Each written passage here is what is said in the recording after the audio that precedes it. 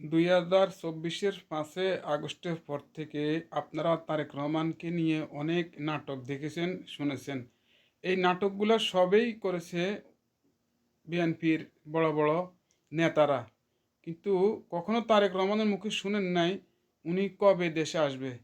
তবে সর্বশেষ এখন আপনারা নিশ্চিত হতে পারেন যে 25শে ডিসেম্বর তারেক রহমান বাংলাদেশে ফিরছে ইনশাল্লাহ।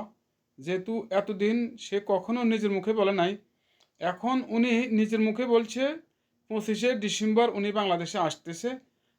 আপনারা দেখেন নিউজটা। আপনারা সবাই জানেন যে আজকে এই অনুষ্ঠানটি প্রথমত দুটো বিষয়, এক 16ই ডিসেম্বর আমাদের বিজয় দিবস, এবং একই সাথে আপনাদের সাথে বহুদিন ছিলাম, 17 প্রায় 18 বছর আপনাদের সাথে ছিলাম, বাট আগামী 25 তারিখে ইনশাল্লাহ আমি দেশে চলে যাচ্ছি।